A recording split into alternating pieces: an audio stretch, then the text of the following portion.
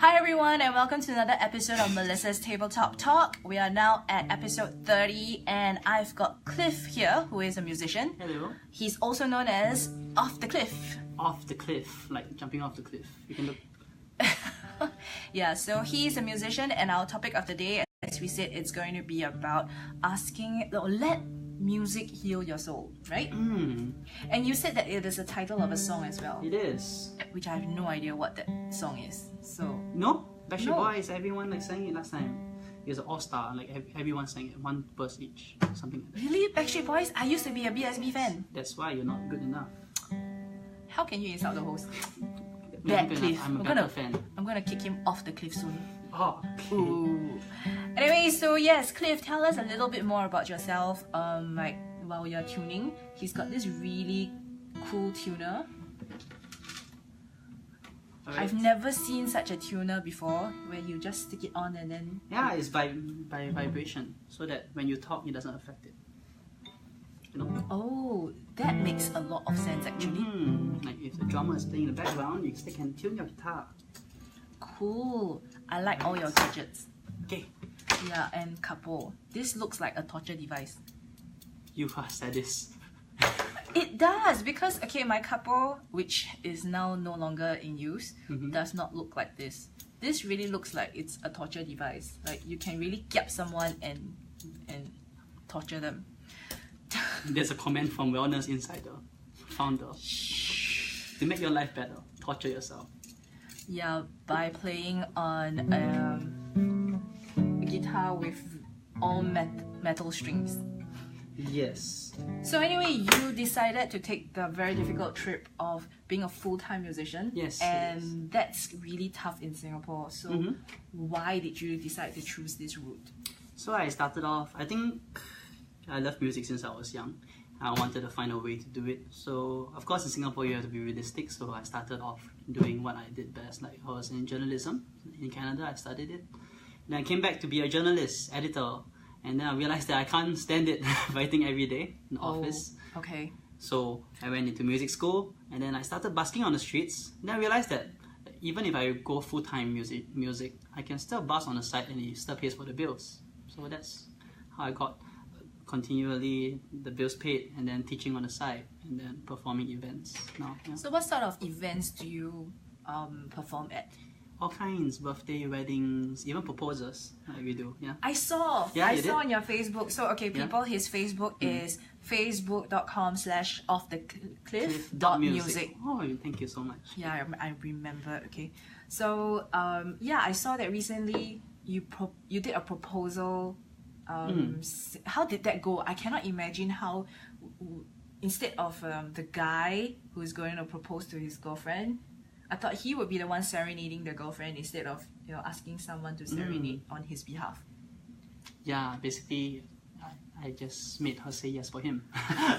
So we were at Changi Airport, so like Terminal 4, and then she was coming back from like China and stuff, and then we were just like faking it that we are like a welcoming committee kind of thing. So she came by, we sang her favorite song, and then second song it was Marry You, and then there were people that started dancing. So he had a flash mob going on. Yeah, as basically well. had a flash mob that went Wow, on. that So is I so was just cool. the musician, that's all actually. Okay, people, you've heard it. He has upped the ante for a lot of people for proposals. So if you want someone to help you with your flash mob, sing, serenade, and you can't sing for nuts, you know who to hire. Then after the proposal, during the actual wedding, again, remember him? Off the cliff. Okay. Yes, on Instagram also is offthecliff.music, Music, right? same thing, yes. Yeah, so a little bit, as we said, that it's difficult for you to actually earn money off as a musician in Singapore, except when you do busking. So how has the busking adventure been, and how was it like? Because I can imagine it's not easy to stand in front of like people who are just going to walk past you for like 1.5 hours or even 3 hours, right? Yeah. So how did you start into it, and how do you find it now? When I just started, I guess I'm scared like everyone. So I was at Clarke Quay in the tunnels, where not many people go by. But slowly I realized that attention was given, and then it's during busking that I actually get the most encouragement to do what I have to do. You know, when people like give money, they give food, they give whatever, They you give know. food? Yeah, sometimes they give whatever they have, you know. Okay, okay. It's like maybe they feel that they don't want to give cash, they give something else, and it's just through that it encouraged me every day to continue doing it. And it's hard, but it's also where I started getting gigs. Yeah, so I started getting weddings where the people want me to play for the weddings from the streets. So I got wedding gigs, and I was taught that it was a good way to audition for like people too, because they hear you and straight away you can go to the events. You don't even have to do an audition. So it also encourages me in the sense that it makes me have more courage, because it's not easy to stand on the streets. I've been standing on stage for a long time, but it's very different, the whole kind of atmosphere that you sometimes you get ignored, like you said. Yeah. And I think I've asked you this before, but what were your parents' reaction when you first said that, you know, Ma, Pa, I'm gonna ditch my journalist job and be a full-time musician? What was their reaction like? I think it was hard because I went to music school first. So for them it was like, when I started in music school, it's like just a few classes. So I dropped like from maybe a 3-4K job to a $500 job per month. It's quite crazy. It's like 500, how do you live? Yeah. But then with my passion, it really snowballed, and there was more and more money coming in. And then once I hit my ceiling, I start leaving again. So my mom was like, I thought you want to be a teacher, then now you're stable, then now you leave again and start doing your own thing. But that's just the way I do things. That's why my name Off the Cliff. I just feel that once I hit my comfort zone, I need something else. Okay. So what's your new comfort zone now, or are you? Busking I think is my comfort zone. That's why I'm looking for other things. Okay. Yes. But so where are your go-to busking areas? My go-to busking areas is Orchard. You see me at the tunnels, Shaw Tunnel, Willock Tunnel. That is where I got my license for, because you need to audition for your license. Oh, I didn't know that. So when you audition for even a busking license, it's location specific? Yes, it is. So you have to pass the audition, and then through the audition, they will determine which kind of location you can stand. So Orchard is usually a hotspot, so it's quite good that in my first year they got it. And is there certain days that you do busking, or is like, oh, I feel like busking today, or I need to hit a certain quota, or what happens if you go to the place and there is another busker there already? Oh, that's the worst thing. Long jump. No. I think I usually respect other buskers. They are of course like the seniors where they feel that this place is theirs. But of course I respect other buskers because the space is shared, and I want to give them a chance to do what they do too. So if they are there, we just have an agreement when you're done, and I'll go to somewhere else on the streets or something first. Okay. And earlier on we talked about how Cliff actually helped me to change all my guitar strings. And how many strings do you go through in a month? How many times do you have to restring your guitars? By right, I should be restringing it every few days. Every few days? Yes. Oh my goodness. Maybe at least once a week, because on the streets the humidity is very different, and I have very sweaty palms, so you can see like the strings. I just changed it a few days ago, and it's already a bit rusty. It doesn't look rusty, honestly, people. It doesn't look. It doesn't? No, it doesn't. Okay, it's a bit. You see, especially where I play. See this? I don't call that rust. I just call it like oxidized. Oxidation. It's not rust. It's just that some people are sound freaks. So even with this, when I play, it's not as bright as it's supposed to be. Yeah. Okay, so we now know that. I'm not a sound freak, so that's why I don't change it as often. Okay, glad to know you're not a sound freak. freak. So I only change it when it's breaks. I will tell Xiao, so. Oh no, it's alright. Yeah, but okay. So what tips do you have for young budding musicians? Because especially when we are growing up in Singapore and in Asian culture, a lot of people were saying that it's difficult. A lot of parents are going to be afraid. I'm sure your parents also were like, okay, because you went to music school, they were like, okay, but what advice do you have for youngsters, especially when they see people like Nathan Hartono out there doing that thing, and that's what they're aiming for. But of course, sometimes we have to be a bit realistic, right? Yep. Yeah. So what is your advice to them? My advice is to start early.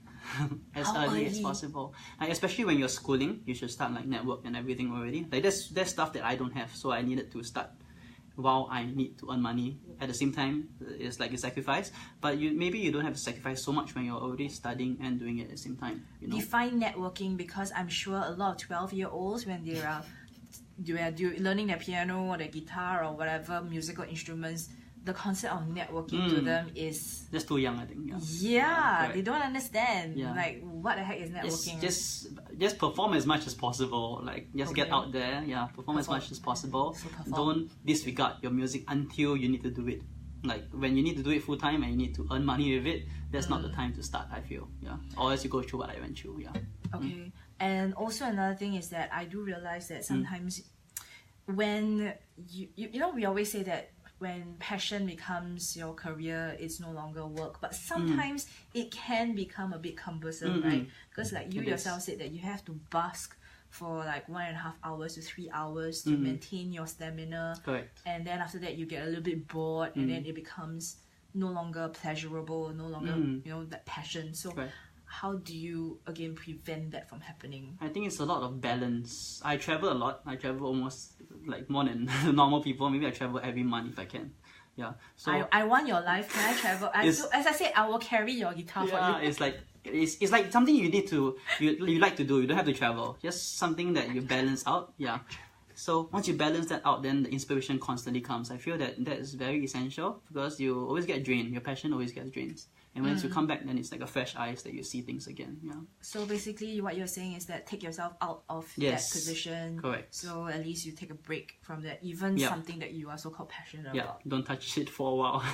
So when you travel, you really don't touch it? I don't touch it. Yes, I don't. Sometimes I don't even go to bars to listen to musicians. I don't at all. You know. Really? Like, why? Or I don't listen to music. But you're listening to other people perform. Like, wouldn't that be inspiring? I don't know why. It's just when you do it, it gets a bit stressful because you listen to others and then you think about how you can do it yourself.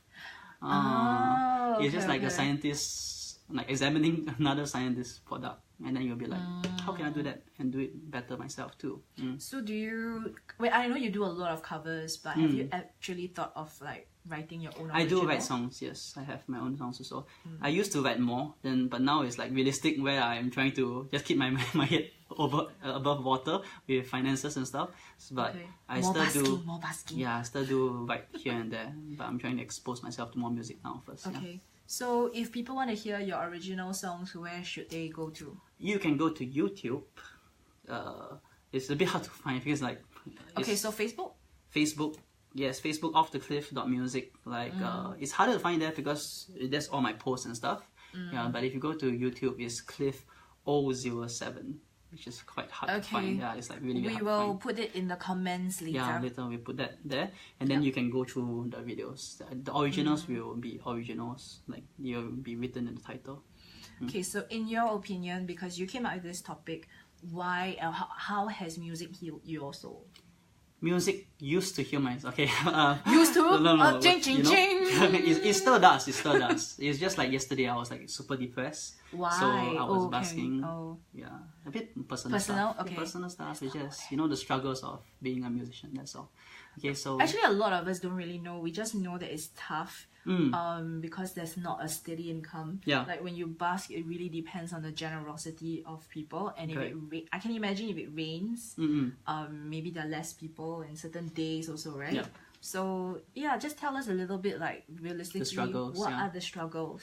The struggles, I would say the struggles is more managing other people's expectations, like the people you date, the people that you love, the people that are around. Not, I do like someone, but yeah, I'm not dating anyone now. Yeah, yeah.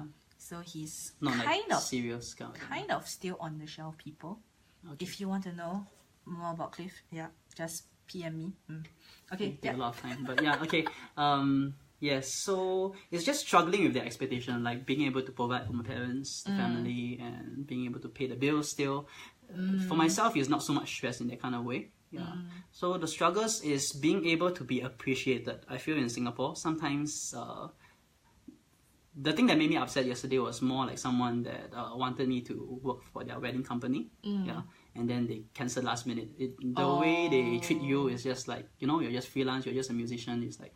They don't treat you in the same kind of way. So in some sense, it's about professionalism as well? Correct. Yeah, okay. So they're not as professional as you are to them, I feel. Yeah, because you're just a musician, that's how they see it, you know. Do you think it's also because as a freelancer, you are not kind of protected? Sometimes maybe, yes. Okay. Correct. All right. So what kind of advice? Like, I mean, not everyone would choose the same route as you to freelance, right? But what other options are there? And again, you know, when you are depressed, then how else can you pick yourself up from there? Oh, there's a lot of questions. Sorry, I Alright. tend to ask a series. Yes. Which one do you want to answer first? Up to you. Up to you. The easy path is to go teaching in Singapore. You know, if you want to teach, you want to have a stable income, go teaching. You teach music. That's the best way to go. Go to the music schools. They always need teachers. Yeah, they may underpay you compared to being a freelance, but it's not so hard. You know, to get students, they get it for you. Yeah. Oh, you like you right? Can do it half, right? You can do the freelance music like busking part, and you also can teach on the side as well, right? I can teach, yeah, but most music schools they want full time, or even with part time. I feel that the pay is not worth it. Yeah, that's what I feel. Yeah. So basically, a lot of musicians out there are really struggling, and well, I am really thankful that you are still sticking to your guns. Yep. And I'm very sure good things will come your way. Right. So thank you for coming for this tabletop talk, and for those who are tuning in on Facebook, please jump over to Bigo. We will be having a jam session, and which you may find on his Facebook. So Off the Cliff. So thank you. This has been another episode of Melissa's Tabletop Talk. Stay tuned next week, and you will see who will be my next guest. Bye.